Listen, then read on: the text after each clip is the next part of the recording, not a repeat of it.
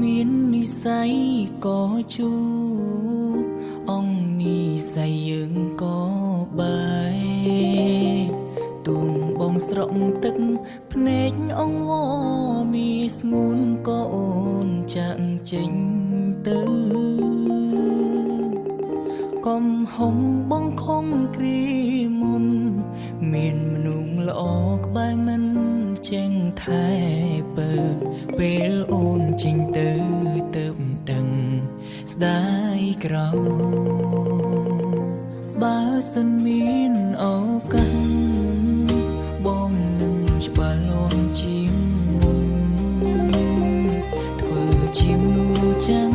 ទុំមិនប្រើអារម្មណ៍ងងក់ដូចកូនក្មេងឆ្អែតចិត្តអូនក៏ដើរចេញ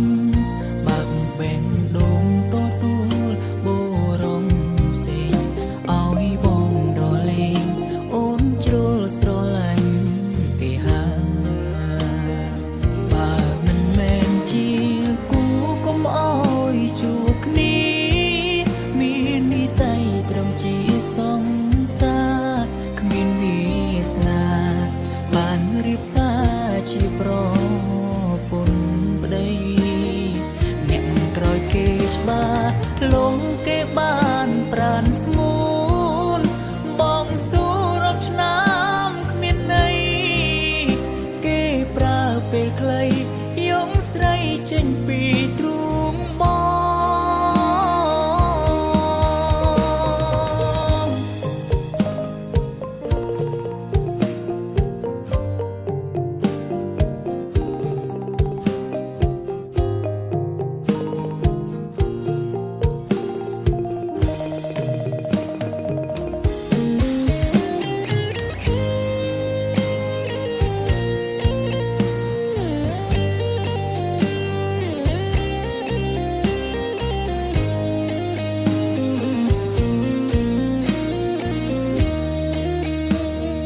លោមធំដៃ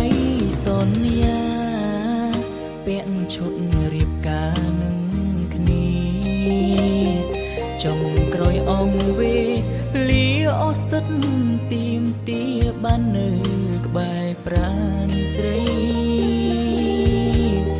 សល់ត្រឹមពាក្យសងសាចាំងគេម្នាក់នោះមានឈ្មោះគឺជា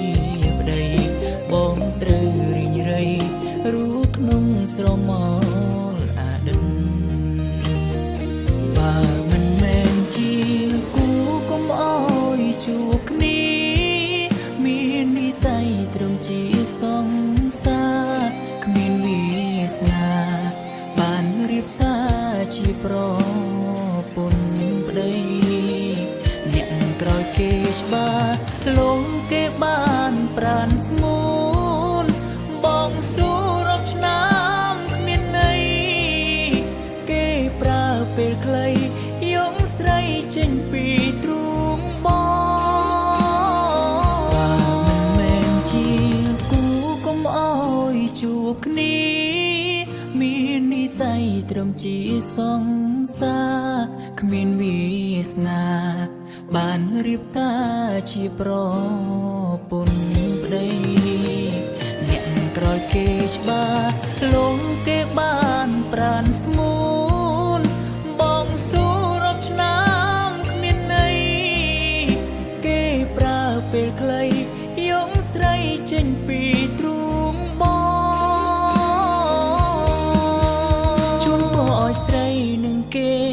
រួងមានក្តីសុខច